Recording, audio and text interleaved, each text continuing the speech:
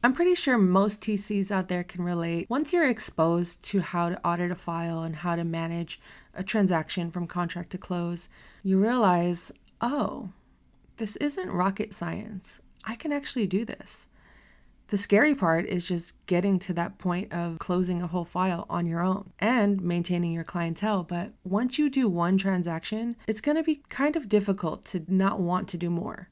Transaction Care, the podcast. Welcome home to the #1 real estate show on the market. I am your host and resident care coordinator, Lillian Hernandez, but you can call me Lilly. My goal with each episode of Transaction Care is to demystify the business of real estate from my point of view and interviews from other voices within the real estate industry around the world. So let's get started. What is a real estate transaction coordinator? Why should you hire them? How much can you make? Or maybe you're just wondering, what do I do for a living?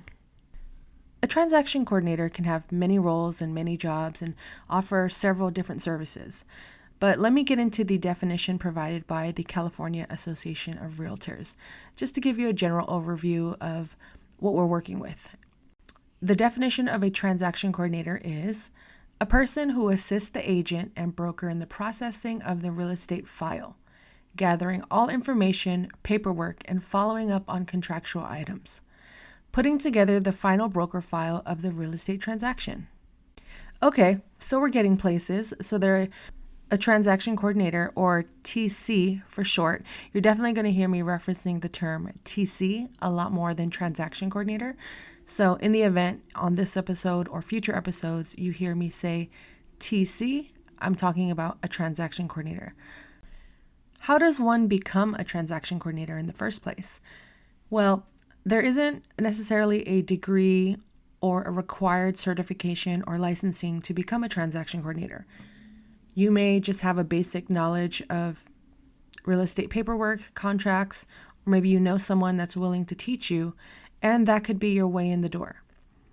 Other ways are you can look up certification programs or boot camps, or perhaps someone's out there willing to mentor you or tutor you in this process, or you can intern or shadow them. There are many ways to break into this field of work, but just know that it requires a lot of attention to detail. It is very tedious.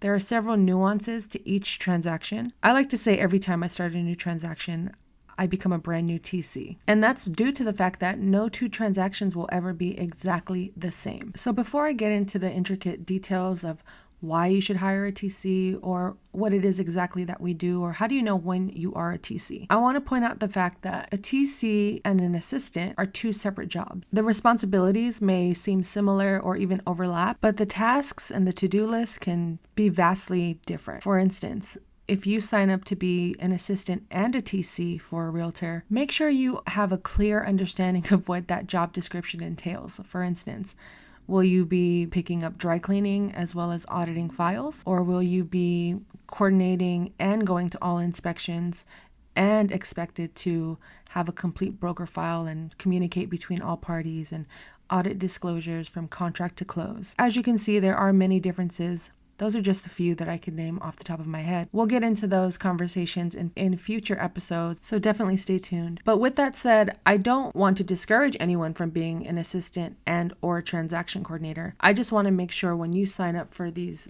jobs, or you apply for these jobs, or you get these jobs, that you are fully aware of the scope of work that it entails and that you are being compensated fairly, justly, and accordingly. Otherwise, if you're coming into a position that requires more of you, then that should also require more pay. And remember, negotiating your pay is always on the table. Don't be afraid to try. How does one become a transaction coordinator? As I mentioned earlier, you can just kind of jump into this position. You can educate yourself. You can sign up for courses and classes. For me, the best route I could have ever taken to learning this industry and to continue learning this industry is I worked at an office. I was exposed to all aspects of real estate, from the front desk all the way to the back office, to the head of the office, to dealing with people's emotions, and not just people's, but dealing with realtors' emotions as they're navigating this unknown territory and having to rely on and seeing new realtors navigate their first deal and how stressful and scary it could be, and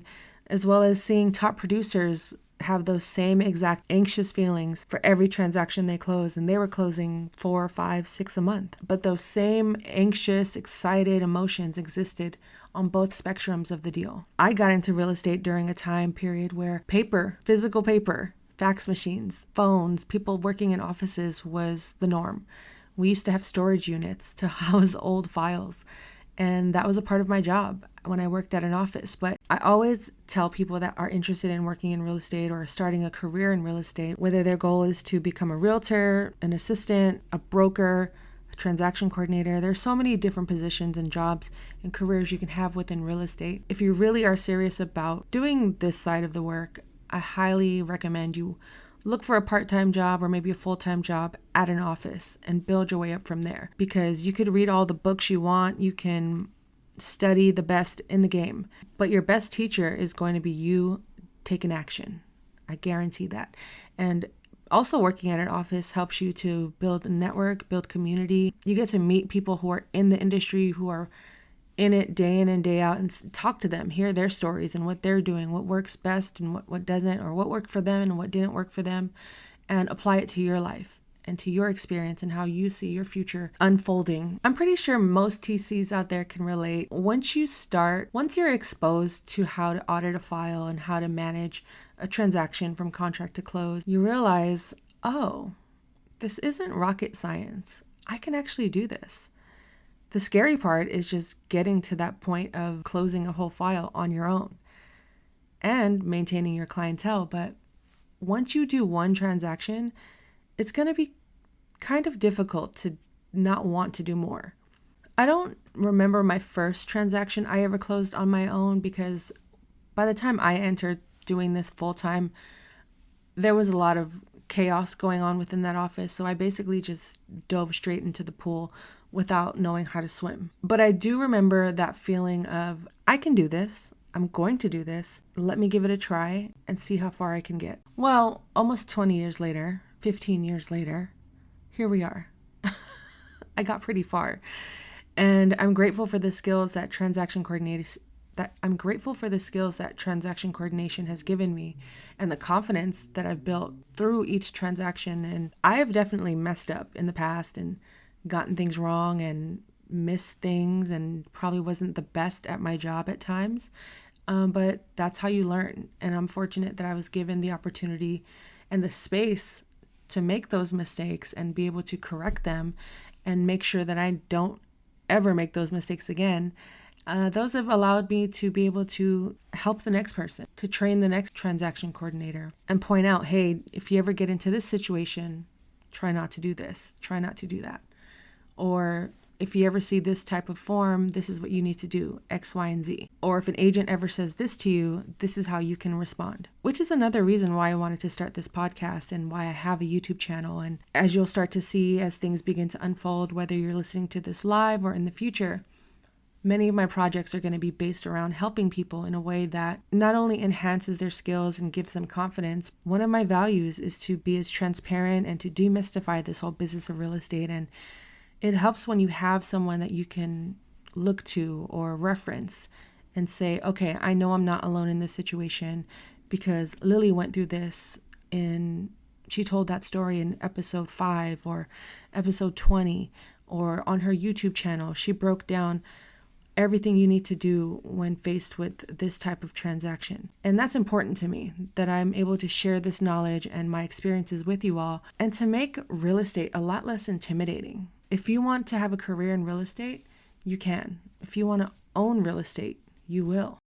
There are many routes you can take within this real estate industry, but today we're going to continue to focus on that of a transaction coordinator. So once you've made your way into this job and you're starting to build a career, or maybe you're having thoughts of wanting to start your own business, to be a TC, and say you already have your equipment, you have your checklist, you have your agendas in order, you have all your programs and subscriptions, you're paid and ready to go. How do you know when to start? Well, the moment a realtor hands you a ratified, fully executed contract, that is your cue to get started, whether it's on a listing side or a buyer side. So if you've ever worked within real estate or been on the buyer or seller side, you know how much paperwork goes into purchasing a home or even selling a home. Hundreds of pages of documents, reports, forms, numbers, so many words. And that's why there are people in place to help make that part of the process a little smoother. As a transaction coordinator, our job is to come in and create more time for the realtor, but also to guarantee and make sure that our clients, whether we represent the buyers or sellers, are protected and things are in order, in compliance, doing our best to avoid any risk or damages to this transaction and to keep it together as best as possible. Not everything is going to be in our control because escrow has their part, lenders have their parts, the buyers and sellers have to do their part. We are all a team, which is why each and every role within this process is important, especially that of a transaction coordinator. So why should you hire a transaction coordinator? I have my reasons, and I'm going to break them all down right now. TCs are stress relievers. Pushing papers all day can be extremely time-consuming and overwhelming. So why not delegate those tasks to a TC? TCs provide more time. Having a personal TC on your team helps carve out a wider lane of success to allow for more business. Who doesn't want more business? Come on now. TCs make you more money. We all like it. We all want it. We all need it. Money. TCs help you stay organized. TCs are built to keep things in order, manage timelines, thrive under pressure, cross all the T's and dot all the I's and get the job done. And finally, my favorite part, TCs are superheroes. I've been called this before, so it must be true. Those are just a few reasons why you should hire a transaction coordinator and why TCs are the best. We really are. Pat yourself on the back right now. If you are a TC listening to this, give yourself a high five. You deserve it. Give yourself a raise too. I'm going to get into pricing in future episodes and how we can, we'll get into that. That's a whole separate topic. Fees, prices, all of that. We deserve more. But what I will say about that topic is TCs should be charging no less than, yes, what the market calls for, but in my opinion, $400 per transaction. $400 per transaction. We can get into that in future episodes, but I just wanted to put that out there so you can understand how TCs are paid. We are paid on a per transaction basis, unless you work at an office, and you probably get paid a salary with either a commission from each closing, a bonus, or maybe a whole fee on top of that. There are many ways we can structure how we get paid as transaction coordinators. So like I said, I will get into that topic in future episodes, but until then, that was kind of an overview of what I do as a transaction coordinator, auditing files from contract to close. So the moment a contract is executed, I get going and do all the stuff in between day one to day close in order to make sure that the file is in order, in compliance, and we do our best to stay out of trouble. If you want to learn more about what I do as a transaction coordinator, head to transactioncare.com, join my TC community, subscribe to my YouTube channel. It's more of a day in the life of a TC. I talk about more scenario type situations and what solutions I can offer in those events, whether it's trouble with escrow, a lender, a disclosure. I'm talking about that more in depth on my YouTube channel. You can go to watchtransactioncare.com and it'll take you directly to that show. So definitely join the newsletter, watch on YouTube, and follow this podcast. If you've gotten this far in the episode, please leave a 5-star rating. It really helps with spreading the word and getting this podcast known by more people around the world, and that would mean the world to me. Leave a rating, leave a star, leave 5, leave as many stars as you feel are necessary. I trust your judgment. And if you want to be a guest on this podcast, send me a message. If there's a topic you want me to discuss on this topic as well, you can send me a message. All of my information will be in the description below. So until the next episode, I'm giving you the keys. There are no gatekeepers here. Care for yourself, care for your wealth. Your time is worth it. Let's coordinate. Talk soon.